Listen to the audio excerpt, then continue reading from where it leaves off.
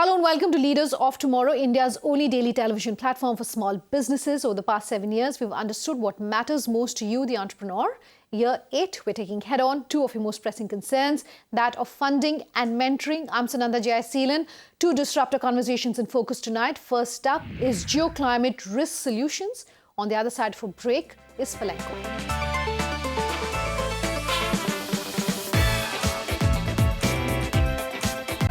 Our first company tonight is working towards conservation of the environment by bringing in risk management solutions when it comes to how people are engaging with the environment and conservation. Shreya Sarvadikari caught up with the company and its management to understand what they do and how they do what they do. Take a listen.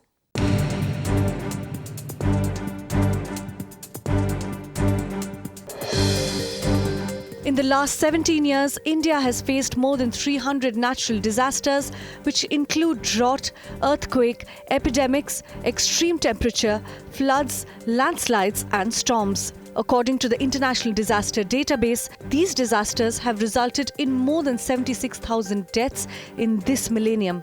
Visakhapatnam-based Geo Climate Risk Solutions is a company that offers unique scientific methods and technology to identify hazards, assess vulnerabilities, and model the overall impact of natural disasters. Mr. Prasad, thank you so much for talking to us today. You started a Geo Climate Risk Solution in 2014. So what led you to start the company and how has the journey been so far for you? Thank you so much, Ms. Shreya.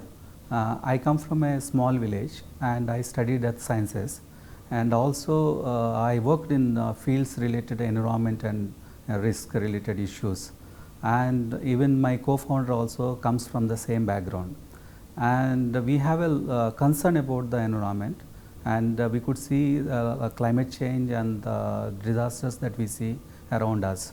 And that led us to start something and give kind of solutions. Sure. That can the either industries or the society or the governments understand what is risk and how to mitigate this risk and how to build the sustainable solutions. So this led us to start the Geo Climate Risk Solutions, and we are doing pretty much good by God's grace, and so far our journey is fantastic. Excellent. You were talking about you providing sustainable solutions. So talk to us about what kind of solutions are you offering and how are you doing that? So we basically working in 3 verticals majorly. One is, as I said, in environment and water and agriculture and the humanitarian fields. So in environment field, we closely work with protected areas and the biodiversity issues related to dealing with how the industry is consuming the natural resources, and also how the government can deal with environmental impacts around us. And in water and agriculture sector, we are talking about issues like water scarcity and how the societies can secure their water resources, how best we can protect the the agriculture practices by bringing the organic farming, natural way of farming. And the humanitarian background, as you know, that whenever there is a disaster, either cyclone, flood or earthquake, and the quick response is very, very important. So we used a lot of geospatial solutions and also the satellite products which can help the industries and government and the NGOs to understand how best they can mitigate this risk. Well, you were talking about the use of geospatial technology. So talk to us in depth about the kind of technology that you are using in your company and how are you doing it? So as we all know that nowadays the location intelligence become the important factor in our lives, day-to-day lives. Either you order food or you book the cab, anything that works with the location. So our company GCRS, we works in exactly in similar manner, bringing the location intelligence into the environment field. So we use the latest GPS technologies that are available in the market. And also we use the latest satellite imageries which are in very high resolution imageries. So, from the NASA, the Sentinel, the European constellation, and also from the Indian remote sensing satellites. So, these all are very high resolution imageries, and which gives the location based information at the same time, which also helps us to understand very precise the changes that are happening on the Earth's surface. As much as I understand that you are providing solutions to mitigate the problems, an everyday problem. So talk to us about that, who are you offering these solutions to? Our solutions basically for the industries and also for the government and the NGOs. And for example, for the industries, they use our solutions to understand their suitability of their industry in a given situation, and also sustainability of their industrial the resources around their industrial setup. For government, for the planning purpose, and also the issues related to the sharing of the natural resources. For NGOs, they work at the social cause, they work for the social cause and work in a very difficult situations in the communities. So our latest technologies help them to make the things easy. So help me understand that, how are you offering these solutions to industry bodies, government and NGOs? Say one thing, like we package in such a way that we have a customized solution portal. So we take them to the industries, either they can subscribe or maybe we customize to the industries. And similarly for the government also we customize to them. And for example, we have launched a couple of mobile applications for the government, which provides the groundwater information across India. And we also have the apps that deals with the wildlife and the natural resource management. And we have the geospatial solution for industry that they can use it for the environmental clearances, environmental impact assessment. And also for NGOs, we are working in post disaster scenarios.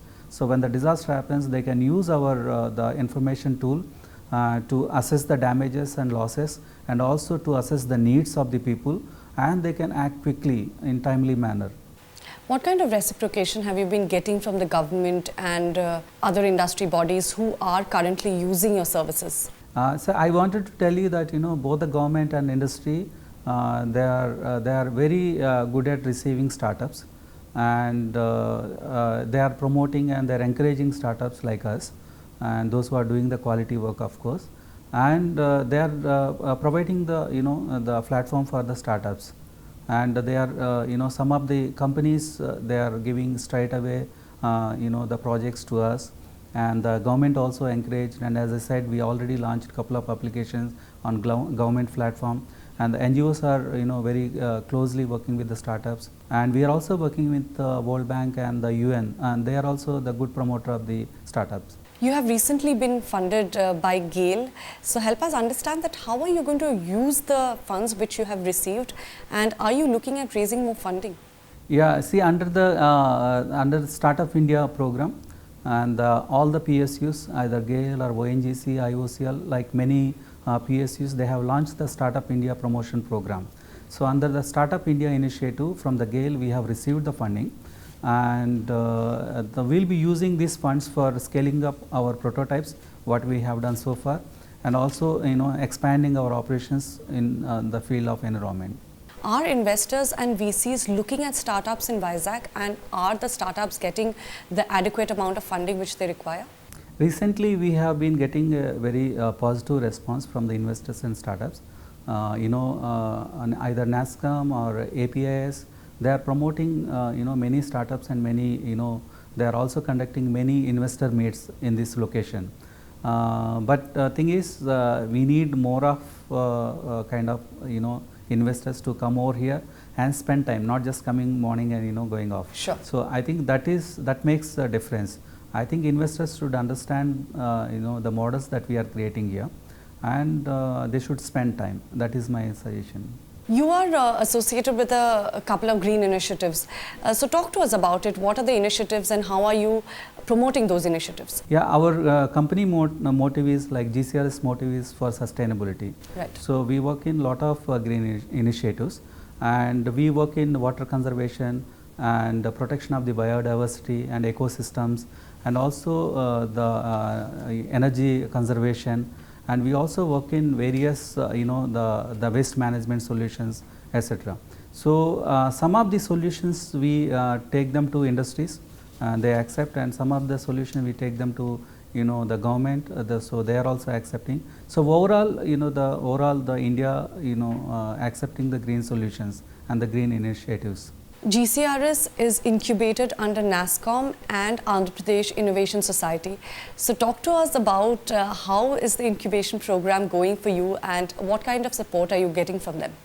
Yeah, so it was very helpful to incubate under APIS and NASSCOM because being a startup, the space is one of the big challenge, having the own office. Sure. But looking at this space like APIS space here, this is like blessing to all the startups, those who are working here, and we have a flawless support system from the APIs, either the broadband internet or the power supply, and this space runs across state in couple of places, and also this particular place runs 24/7. So that makes a lot of difference for the startups. Thank you so much, Mr. Prasad, for talking to us. Thank you, Shreya.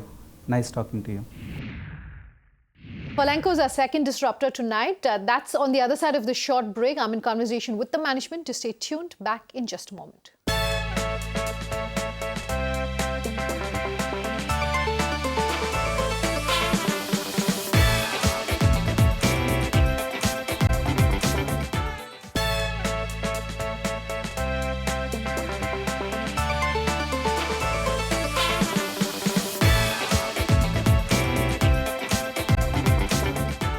Welcome back. You're with us here on Leaders of Tomorrow, and tonight our second disruptor conversation is with Furlenco.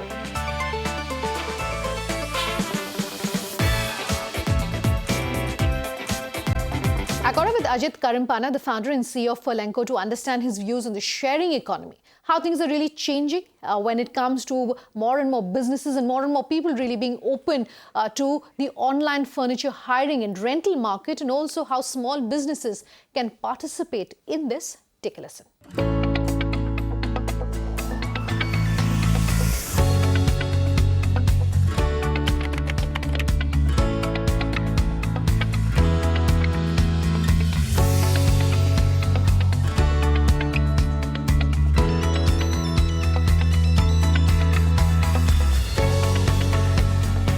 Ajith, let's kick this interview off by talking about the size of the market. Really, industry reports suggesting that the sharing economy is likely to reach $335 billion by 2025.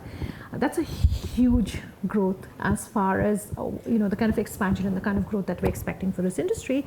My question to you is where really you're seeing that growth coming from as one of the largest players in this space. So, Sunanda, I think the way to describe sharing economy, there are a few synonyms to sharing economy. Sharing is one, rental is another, subscription is a third word that keeps coming up. They're all, different sides of a multi-dimensional coin in some sense. But mainly what's happening is the consumer behavior in some sense. This entire industry is spawning a new consumer behavior where the consumer has the power to say yes or no to you. For example, in our business, Furlenco, which is a furniture subscription business, yes, we give access to awesome furniture to you, but no, you can say no to us if you think that we have not done a good job with you. Sure. That power didn't exist before any such model existed. If I have to sell you furniture, then you cannot say no after that because I've already sold you the stuff. You walked away from the cash register. But if I have rented you a furniture piece, then tomorrow if you don't like this product or you don't like us in some way or form, you can return it back to us. Sure. That power is now with the consumer, which I believe is the reason for this explosive growth that is happening in the market in this entire sharing, rental, subscription economy. Okay, you're saying explosive growth, and I just want to go into some more figures that I've managed to pick up. The overall furniture market, I understand, in India is about $15 to $24 billion, of which the organized market is just about 8 to 10%, and the online component of that is just 15% of that 8 to 10%. So it's really minuscule. Correct. Yeah. Which you think is good for businesses like us? Yeah, it's a land of no shoes. So let's go and make more shoes. That's the way I believe it. So yes, that basically tells us that such a minuscule percentage that we have. I mean, just to reveal some numbers, Furlenco is now touching 100 crores in revenue.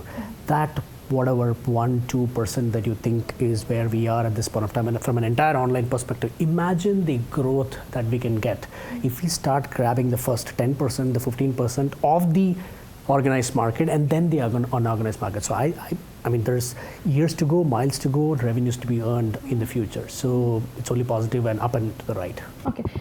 Is a large part of that optimism also being seen outside of the metros? Because I would presume that a business like yours is largely driven by changing mindsets. You know, Indians traditionally want to buy, whereas now you're saying you don't necessarily need to buy Correct. your appliances, your homes, your furniture, etc. So is this largely an urban phenomenon? Absolutely not. I think that is just a ticking time bomb where things are going to explode in all the cities. Sure. I believe the next wave of growth is going to be tier 2 and tier 3 in any sense. Tier 1, yes, because we are brought up in tier 1 cities, it is easier for us to start off in familiar surroundings. Sure. It is going to be difficult because we don't completely understand the tier 2 and tier 3 cities as much. But I think the mentality, the attitude towards this new economy of accessing good products, I think it's the same thing. Okay. The ambitions and aspirations are the same thing. I don't think it's any different for a tier 1 personality and a tier 2 personality. So it's just for us to get there and give access to them than anything else. So if you could use this interview then to give some insights as far as the non-urban markets in India are concerned for your particular industry, and talk to our viewers about how you are approaching those markets, because for any brand in India to really be successful, you have to be able to tap that consumer base as well and tap it effectively. So what are you doing perhaps differently? So I think for me, the tier 2, tier 3 cities would be starting with cities like Mysore and Coimbatore and the adjoining cities. So they are, they don't behave any different from tier 1 in the as I said, the ambitions and aspirations. For us, it's more about getting closer in terms of warehouses and logistics, which unfortunately today doesn't exist in those cities for us yet, right? Sure. But then it wouldn't take a lot of money for somebody like us to open that. Things are getting cheaper and cheaper with the whole GST and everything that is surrounding it. Supply chain management is starting to become easier, and hence opening up newer cities would not be as costly as how it used to be before, right? So Furlenco doesn't have immediate plans to hit all the cities in one shot. We are an operationally heavy company. We would like to go city by city. We just opened in Hyderabad and Chennai. So we have a little more miles to go before we start hitting all those cities. But that said, once we raise our next round of funding, there would be an explosive growth, and that explosive growth is certainly going to be coming from some of these tier 2 cities. Okay, let's talk specific to the company at this point. You started the business at a time when there wasn't much of a concept or understanding really of whether a business like yours, a model like yours, could really be successful in India. Why then did you decide that this perhaps was where you wanted to start and where you wanted to be an entrepreneur? So personally, it was an experience of my own where I sold a bunch of furniture. I was in the US, sold a bunch of furniture in the US for almost pittance. Came to India, bought everything again in terms of furniture. Turns out that from the first time I relocated, half the things broke. So that entire experience of selling for nothing and then buying and then again breaking made me realize that, hey, you know what? Furniture is a classic liability, not an asset.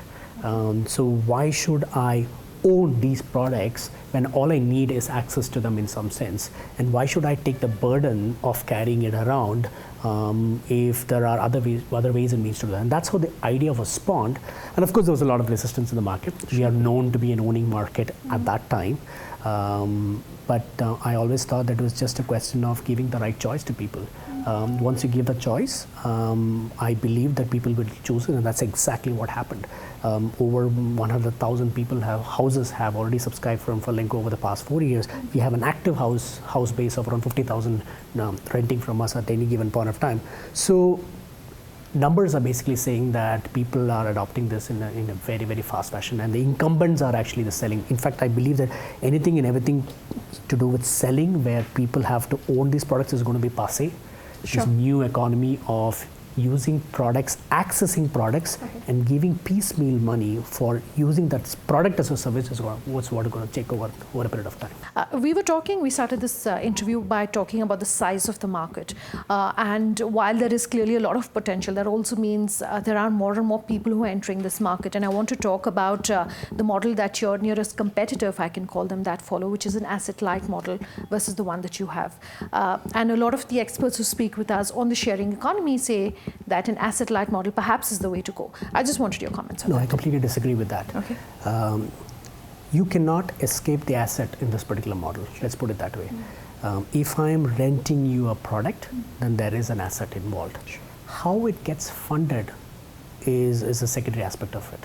So for us, we are a consumer-centric business. So we don't actually care about who funds that particular asset.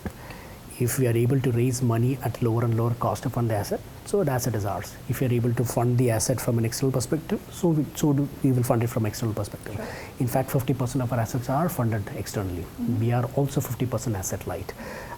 It is a model where funding the asset, not funding the asset will not determine the success of it. It is a model where people choosing it as a way of life is what is going to determine whether it's going to be a big success or not.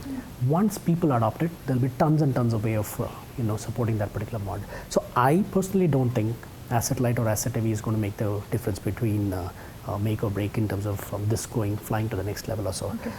If consumers don't adopt it, then yes, then it's a trouble. Sure. I don't see any. All the data says that consumers are adopting more and more, not less. Okay, great. My last question to you then is, even as we were talking about what your vision is for the next couple of years, and you were talking about entering newer cities, how about newer categories? Because it seems like now anything and everything that you want is available on a rent basis. Correct. So Furlenco's mission, so I particularly believe that some of the price discovered items, mobile phones and laptops and bikes, where you know the buying price, that is, according to me, not so great a model for rental, because I'm not doing a price arbitrage out here. I'm not trying to tell my consumer that you cannot afford to buy, so rent it. We don't do that. So we believe that getting to the adjoining things like home decor, wall paintings, then soft furnishing. These are the areas that will be more suited for Furlenco to get into, rather than things that we don't completely understand. So we are not a platform for renting anything and everything. We are a home living subscription company. That's the way we would differentiate ourselves for some time. We believe that that's where we give maximum impact to people's lives, not by being a competitor to their financing options out there, right? That's what I believe is subscription about, rather than anything else. Okay, and wish you all the very best then. Thank you so much on that journey. Really appreciate that. Thanks for your time here, Ranjan. Thanks. All right, that's our show tonight. If you have any feedback for us, do let us know. Our contact details up on your screens in just a moment. Thanks for watching. Have a good night.